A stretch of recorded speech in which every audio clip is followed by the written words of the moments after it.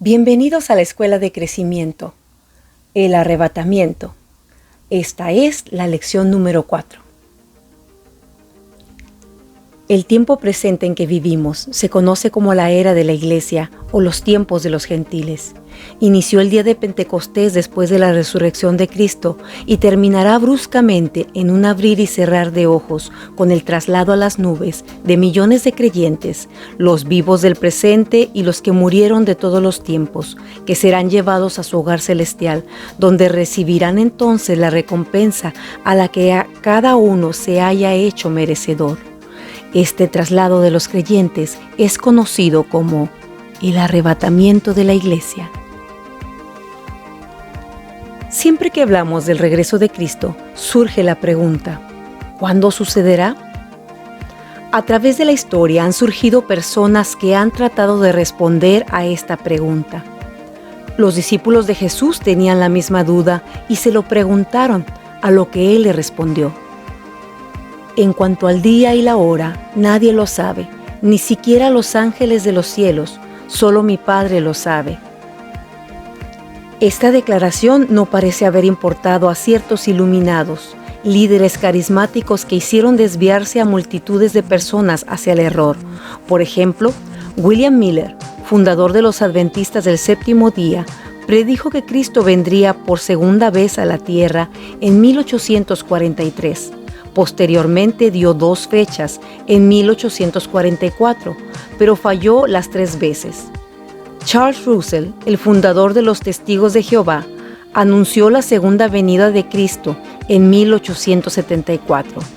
Después, en 1914, Rutherford, el sucesor de Russell, aseguró que la resurrección de los creyentes sería en 1925, y nada de esto sucedió. Falsos profetas, quienes en su momento afirmaron recibir sus revelaciones por iluminación de Dios. De la misma manera, en los últimos años, sobre todo cerca del año 2000, hubieron otros que se atrevieron a dar fecha de la segunda venida de Cristo. La realidad es que solo personas con poca o ninguna instrucción bíblica y sin comunión con el Espíritu Santo pueden hacer caso de estas enseñanzas. Así que no podemos fijar un día o una fecha determinada para el regreso de Cristo, ya que eso sería ir en contra de lo que Jesús dijo. Pero ¿cómo podemos saber si su venida está cerca? Lo primero que debemos entender es que el regreso de Cristo tiene 2 fases. La primera se le llama el arrebatamiento o el rapto. Es cuando la iglesia se reúne con Jesús en el aire. A la segunda fase se le llama la segunda venida de Jesucristo o la manifestación visible del Señor. Según Zacarías 14:4 y Apocalipsis 19:15, esto será cuando Jesús descienda sobre la tierra para traer juicio en contra de sus enemigos y establecer su reino milenial desde Jerusalén. Entre uno y otro acontecimiento hay 7 años de diferencia, que es lo que ha de durar la gran tribulación sobre la tierra. Mientras tanto, en el cielo se celebrarán las bodas del Cordero con su iglesia. Veamos algunas diferencias entre el arrebatamiento y la segunda venida. En el arrebatamiento, los creyentes son trasladados; en la segunda venida, no. En el arrebatamiento, Cristo viene por los santos. En la segunda venida, los santos vienen con Cristo. En el arrebatamiento, la tierra todavía no es juzgada. En la segunda venida, la tierra es juzgada y se establece la justicia de Dios. El arrebatamiento afecta solo a creyentes. La segunda venida afecta a todos los hombres. El arrebatamiento es antes de la gran tribulación. La segunda venida es después, al final de la gran tribulación. En el arrebatamiento, Cristo no será visible al mundo, y en la segunda venida, todo ojo le verá. En el arrebatamiento da comienzo la gran tribulación. En la segunda venida, termina la tribulación y da comienzo el reino milenial de Cristo. ¿Y qué señales hay de cada uno de estos eventos? En los capítulos 24 y 25 de Mateo, Jesús da respuesta a sus discípulos acerca de las señales de su venida y del fin del siglo.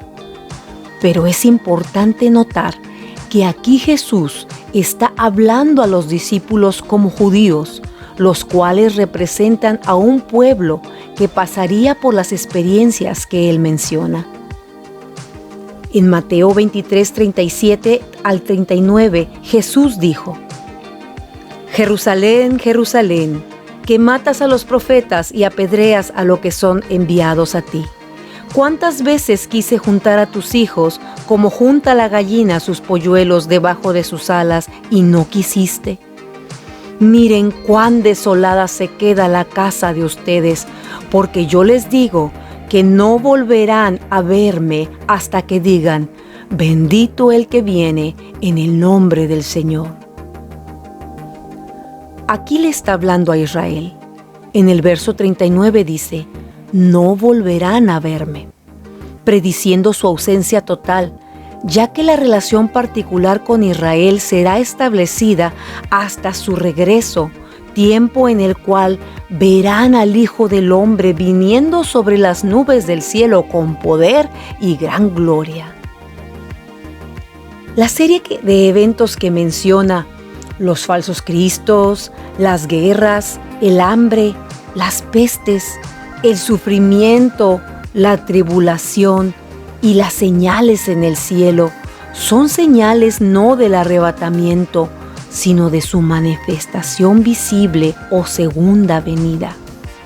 Aunque ya hemos empezado a probar un poco de esto, sin embargo, si analizamos un poco más, estos acontecimientos corresponden bien a la apertura de los sellos que se describen en el capítulo 6 de Apocalipsis, durante la gran tribulación. Al final de esta, es que Cristo vendrá por segunda vez a la tierra y se manifestará visiblemente a todos. Esta es la segunda fase de su venida. Entonces, si las señales descritas en Mateo 24 y 25 corresponden a la segunda venida de Cristo, ¿cuáles son las señales del arrebatamiento? En la primera carta a los Tesalonicenses, capítulo 5, versículos del 2 al 6, encontramos lo siguiente: Pues ustedes saben muy bien que el día del regreso del Señor llegará inesperadamente como un ladrón en la noche. Pero ustedes, amados hermanos, no están a oscuras acerca de estos temas y no serán sorprendidos cuando el día del Señor venga como un ladrón. Así que manténganse en guardia, no dormidos como los demás, estén alerta y lúcidos.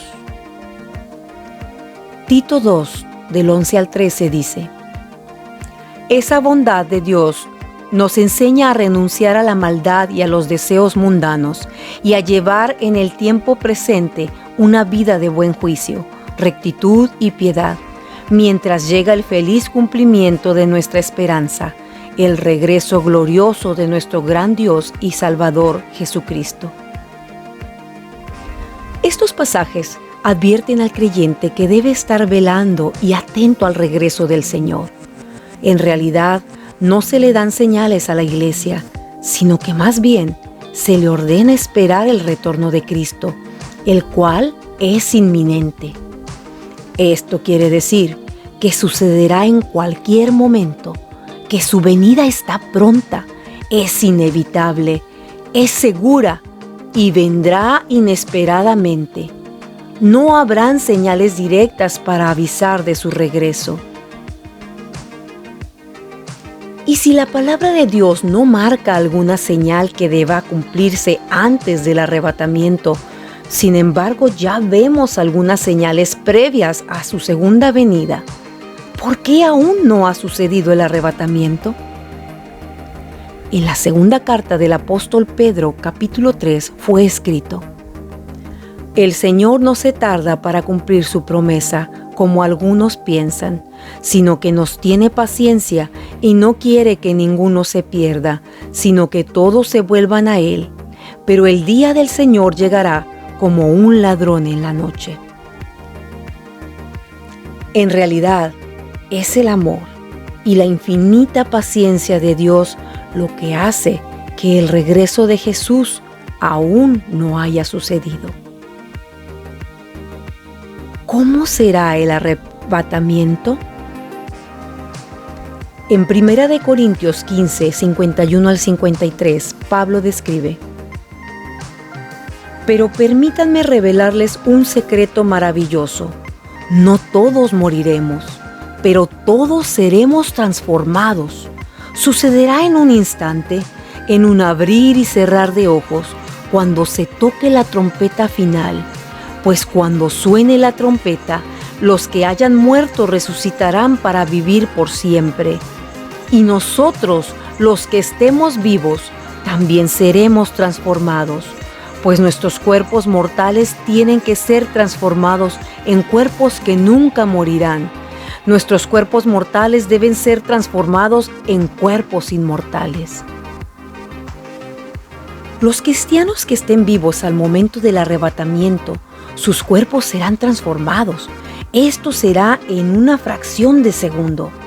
Los muertos en Cristo serán resucitados con un cuerpo nuevo, y los vivos recibirán cuerpos similares que puedan permanecer en la presencia de Dios sin vergüenza alguna, porque estarán sin pecado, sin deterioro y sin mortandad. ¿Pasará la iglesia por la gran tribulación? Algunos creen que sí, otros creen que solo pasarán la mitad de la tribulación. Sin embargo, la palabra de Dios nos da algunas referencias claras acerca de esto. En Apocalipsis 3:10 está la promesa de que la iglesia será guardada de la hora de la prueba que ha de venir sobre el mundo, o sea, la gran tribulación. En Tesalonicenses, carta segunda, capítulo 2, del 7 al 8, leemos: El poder secreto del mal ya está en acción en el mundo.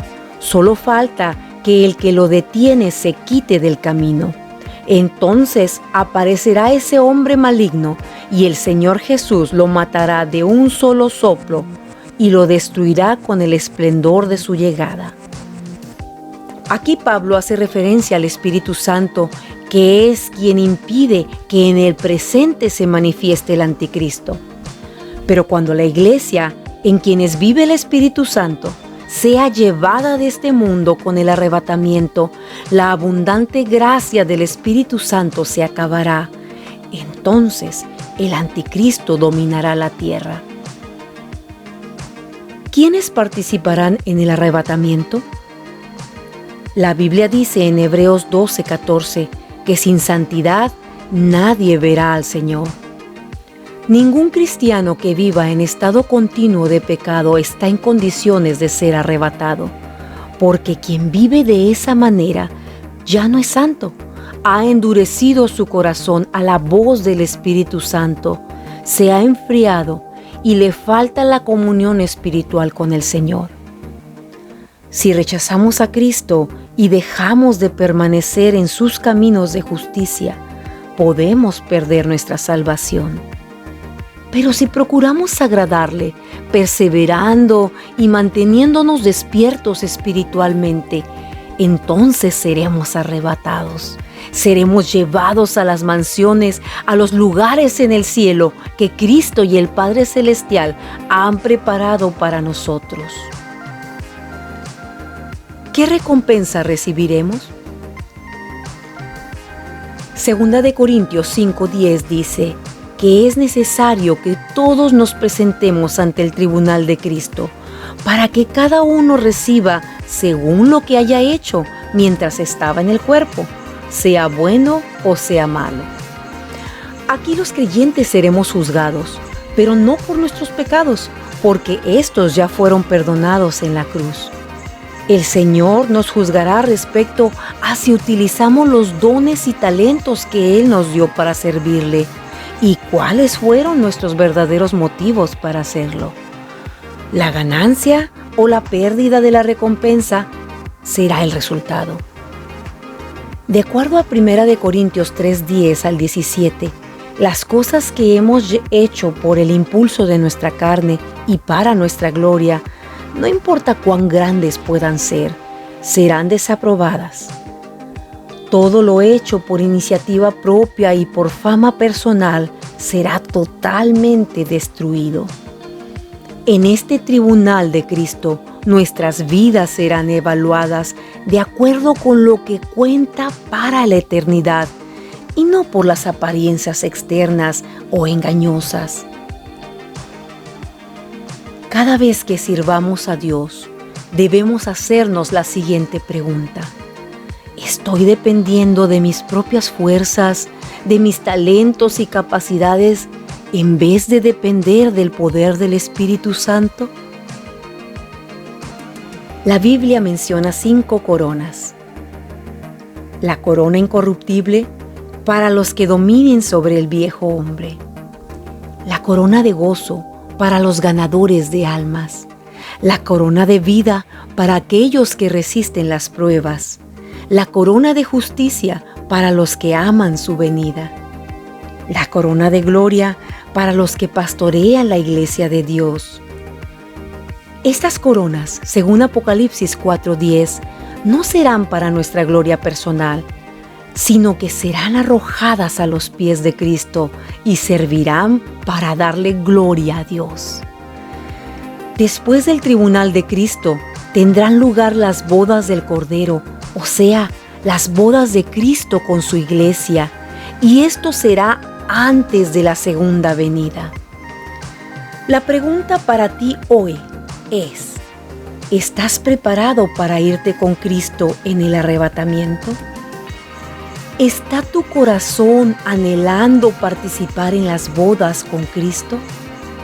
Apocalipsis 19 del 7 al 8 nos describe a la iglesia de esta manera: alegrémonos, seamos felices y alabemos, porque ha llegado el momento de las bodas del Cordero. Su novia ya está lista, ha recibido lino fino y resplandeciente para vestirse. El lino fino son las acciones justas del pueblo santo.